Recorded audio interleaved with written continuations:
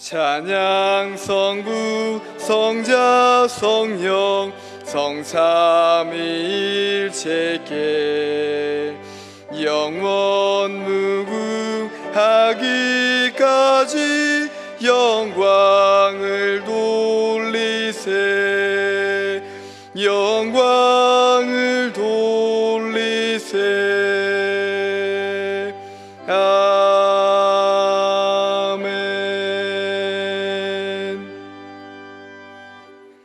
내가 여호와의 이름을 전파하리니 너희는 우리 하나님께 위엄을 돌릴지어다. 그는 반석이시니 그가 하신 일이 완전하고 그의 모든 길이 정의롭고 진실하고 거짓이 없으신 하나님이시니 공의로우시고 바르시도다.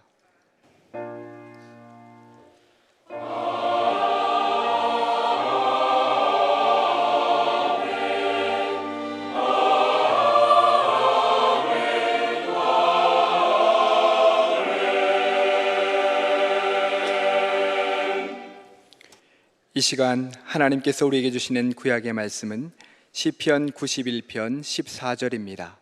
제가 가진 성경으로는 870쪽입니다. 시편 91편 14절입니다. 하나님이 이르시되 그가 나를 사랑한즉 내가 그를 건지리라. 그가 내 이름을 안즉 내가 그를 높이리라.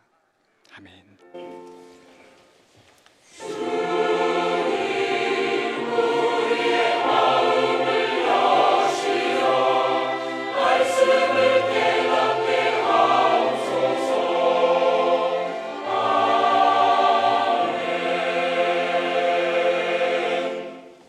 하나님께서 우리에게 주시는 신약의 말씀은 요한복음 15장 9절과 10절입니다. 173쪽입니다. 요한복음 15장 9절과 10절입니다. 아버지께서 나를 사랑하신 것 같이 나도 너희를 사랑하였으니 나의 사랑 안에 거하라. 내가 아버지의 계명을 지켜 그의 사랑 안에 거하는 것 같이 너희도 내 계명을 지키면 내 사랑 안에 거하리라. 아멘. 오늘의 신약 본문 9절 말씀을 다시 보시면 아버지께서 나를 사랑하신 것 같이 나도 너희를 사랑하였으니 나의 사랑 안에 거하라 했습니다. 하나님께서 죄 없으신 독생자를 죄인을 위해서 이 땅에 죄인의 모습으로 보내시면서 하나님의 심정은 어떠하셨겠습니까? 하나님께서 예수님을 늘 사랑하셨지만 이렇게 보내신 이후에는 얼마나 애틋하셨겠습니까? 그러한 하나님의 사랑은 성자 예수님에게로, 그리고 성자 예수님의 사랑은 성도에게로 이어지는 겁니다. 이러한 사랑 안에서 살 것을 말씀하면서 그 방법으로 10절에 내가 아버지의 계명을 지켜 그의 사랑 안에 거하는 것 같이 너희도 내 계명을 지키면 내 사랑 안에 거하리라. 한편 요한복음 14장 15절을 보면 너희가 나를 사랑하면 나의 계명을 지키리라 하셨습니다.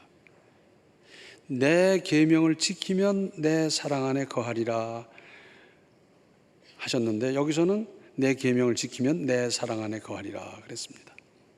그러니까 사랑과 순종은 동전의 앞뒷면과 같습니다. 사랑에는 순종이 따르고 순종에는 사랑이 포함됩니다. 이러한 관계가 성부와 성자 사이에 극명하게 드러났습니다. 그래서 예수께서 겟세마네 동산에서 기도하실 적에 뭐라 그랬습니까? 그 끔찍하고 창피한 십자가의 형, 나 그렇게 죽고 싶지 않다는 겁니다. 이걸 좀 면해달라 그러면서 결론적으로 뭐라 그러십니까? 내 원대로 마옵시고 아버지의 원대로. 나는 괴롭고 나는 힘들고 나는 기가 막히지만 아버지의 뜻은 이루어져야 된다는 순종을 말씀하셨더랬어요. 또 예수께서 체포당하실 때 뭐라 그랬습니까? 내가 아버지께 구해서 12영이나 더 되는 천사를 동원해서 이 사람들 물리치는 건 아무것도 아니지만 그러면 아버지의 뜻이 안 이루어진다는 겁니다. 그래서 나는 체포당한다 그러는 것 아니겠어요? 성도의 죽게 대한 이상적인 관계 또한 이렇게 되는 것, 이것입니다. 이렇게 돼야 이상적이죠. 요한복음 14장 21절을 보면 내 계명을 지키는 자라야 나를 사랑하는 자니 나를 사랑하는 자는 내 아버지께 사랑을 받을 것이요 나도 그를 사랑하여 그에게 나를 나타내리라. 그러면서 요한복음 14장 24절 상반절에는 나를 사랑하지 아니하는 자는 내 말을 지키지 아니하나니 그랬어요.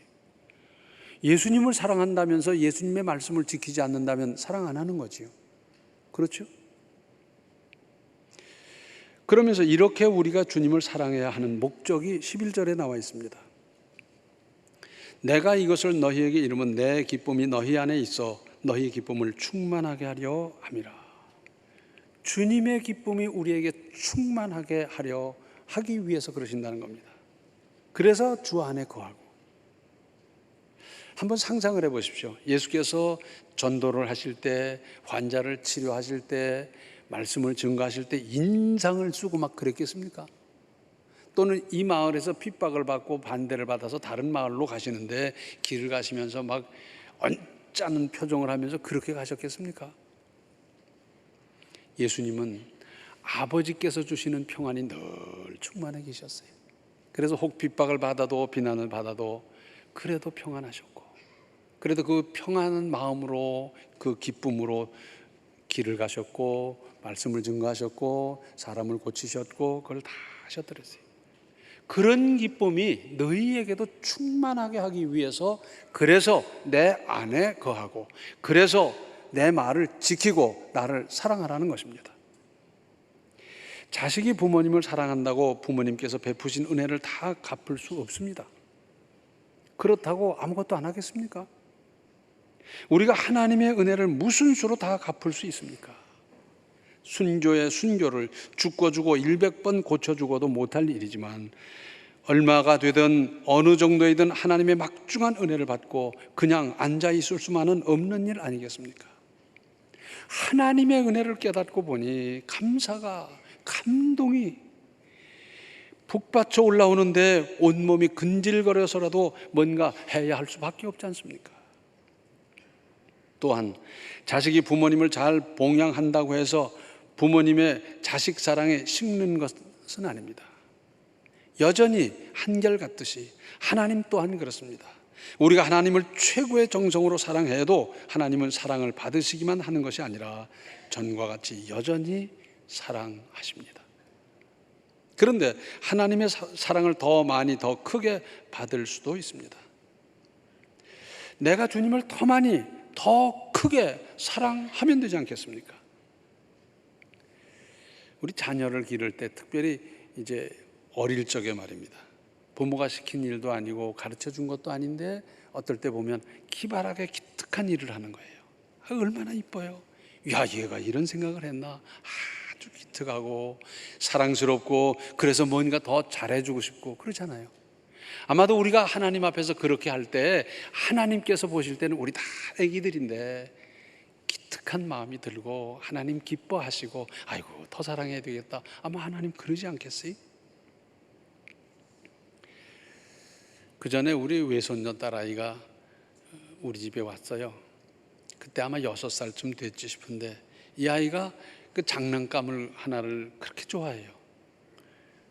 근데 그게 무슨 장난감이냐면 별것도 아니에요.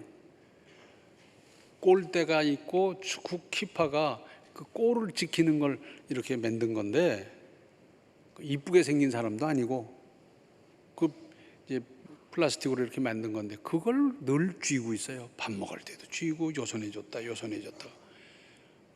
놓질 않아요.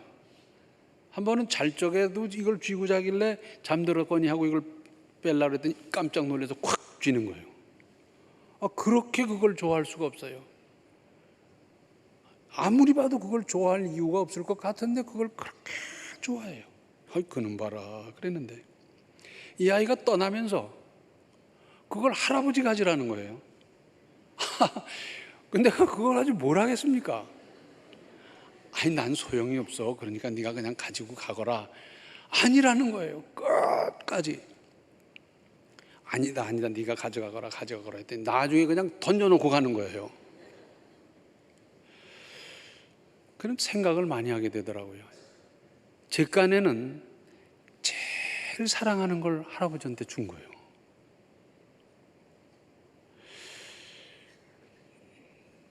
그래서 그걸 버릴 수도 없고 제가 갖고 놀겠습니까? 뭘 하겠습니까?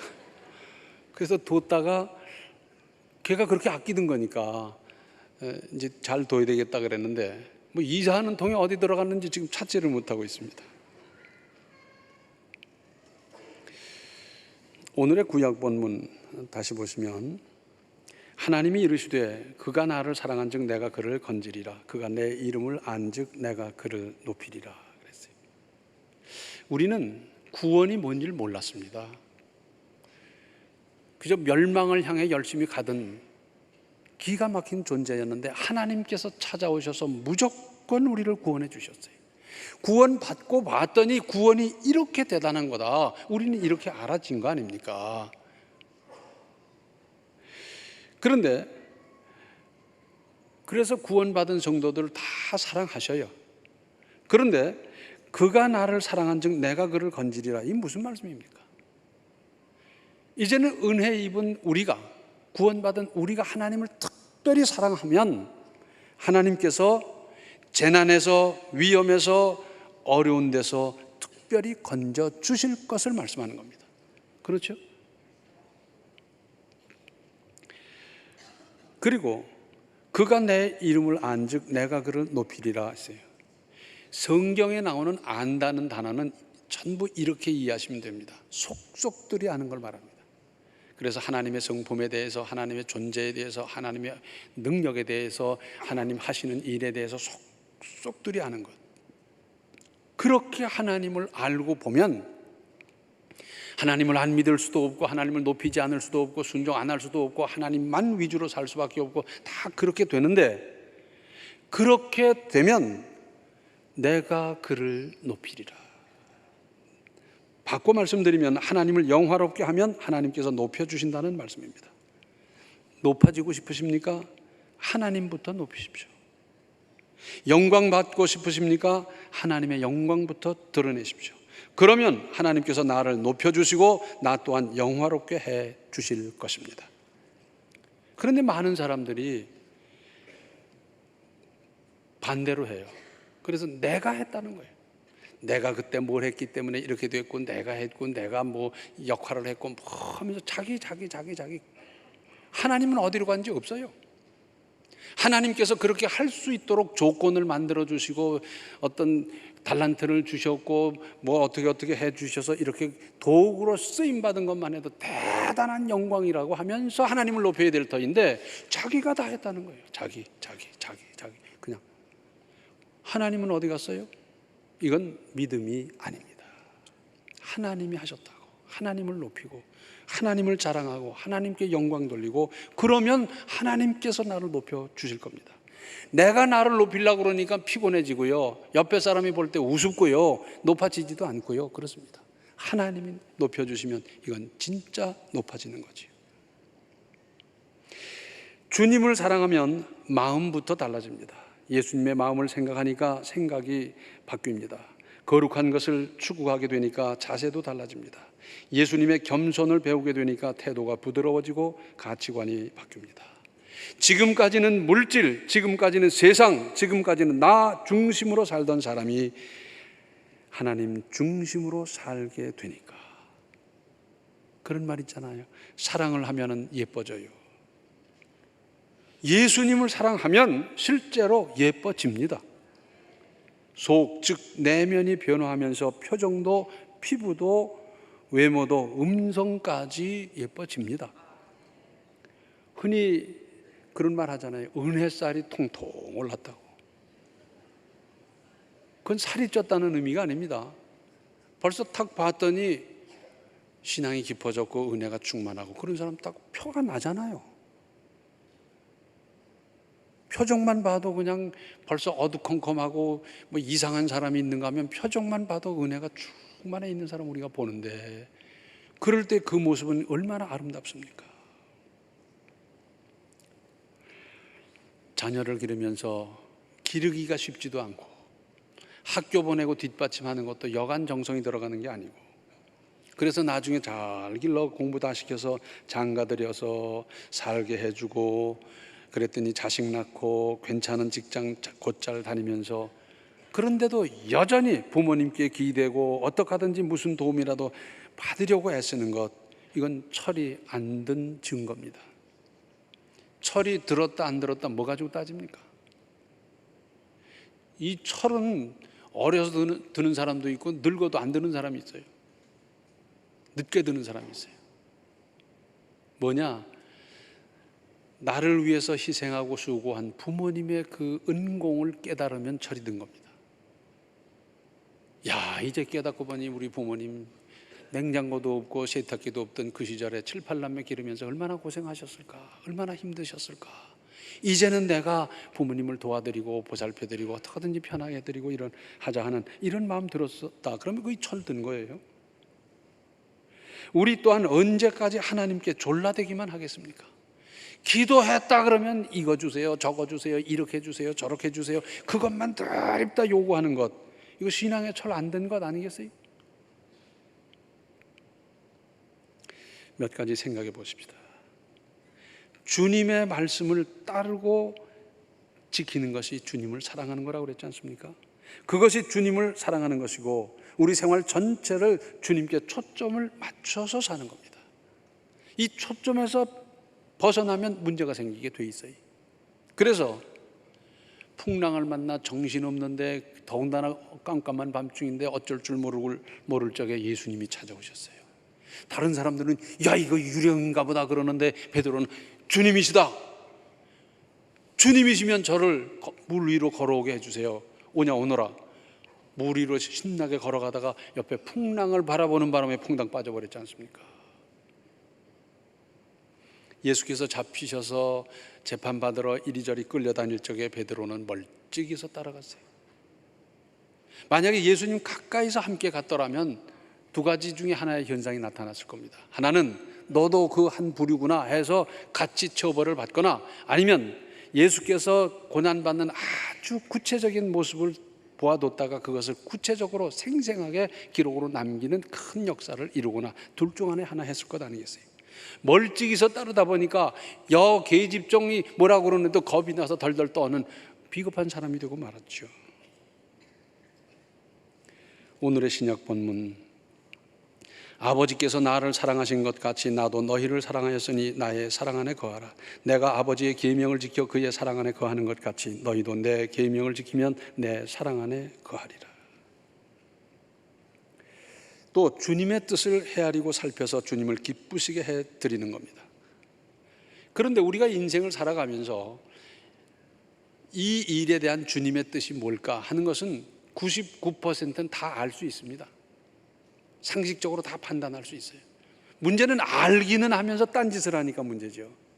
요 다음부터 하지, 요번엔 좀 요렇게 하고 보지, 그러면서 딴짓을 하니까 문제고요. 실제로 어떻게 하는 게 하나님의 뜻일까 분간이 안 될 때도 없잖아 있습니다. 그때는 기도하는 겁니다. 하나님, 미련한 제 지혜 가지고 판단이 서질 않습니다.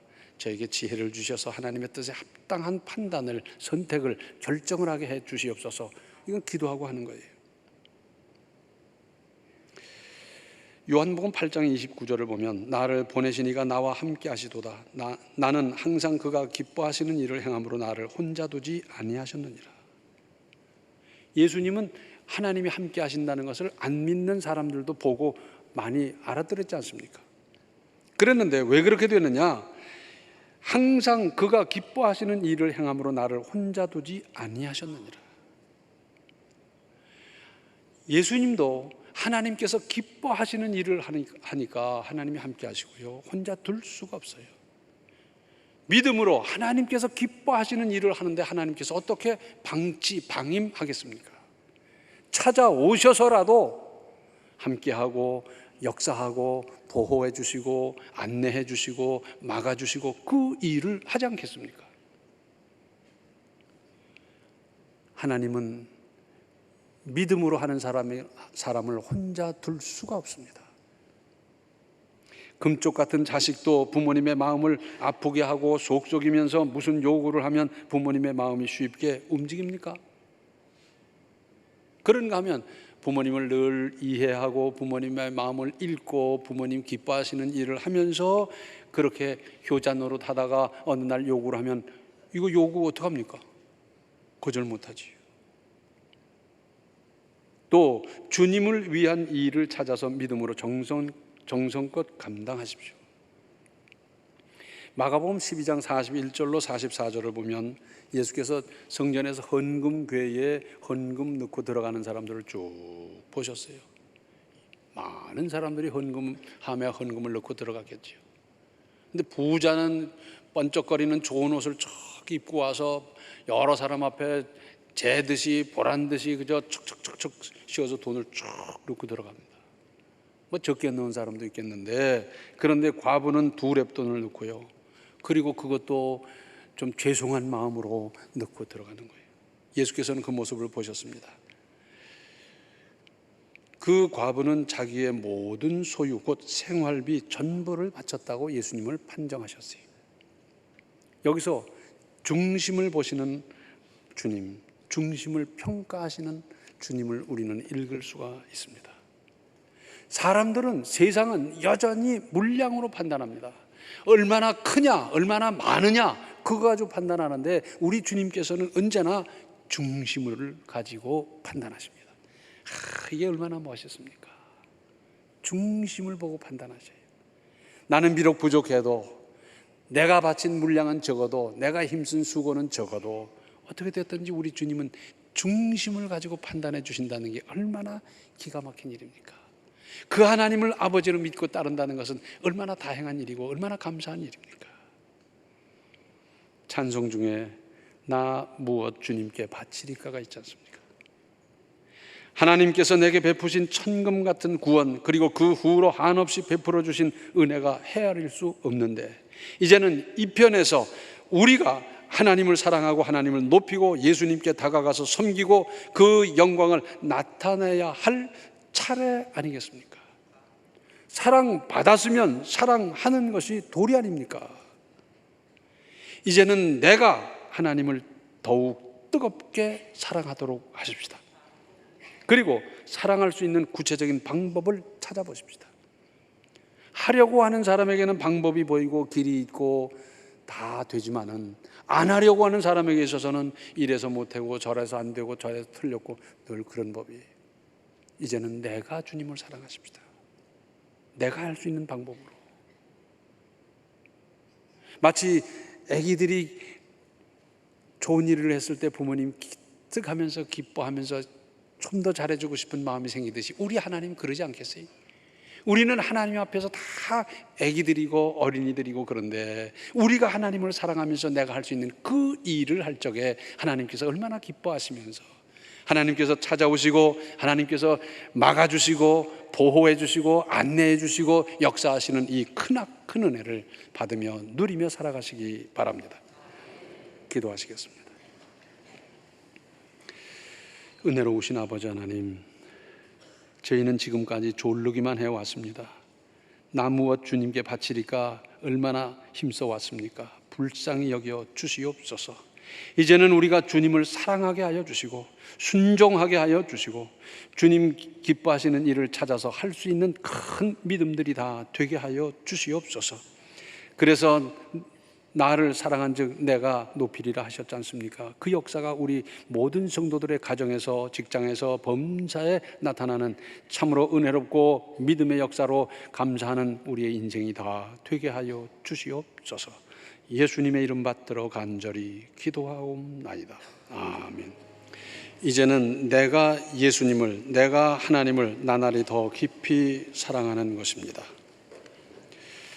지금은 생명의 주 예수 그리스도의 은혜와 하나님 우리 아버지의 극진하신 사랑과 성령의 감화, 감동, 충만, 교통하심이 이제는 내가 주님을 섬기기로 결단하는 모든 성도들 머리 위에 이제로부터 영원토록 함께 계시기를 간절히 축원하옵나이다. 아멘.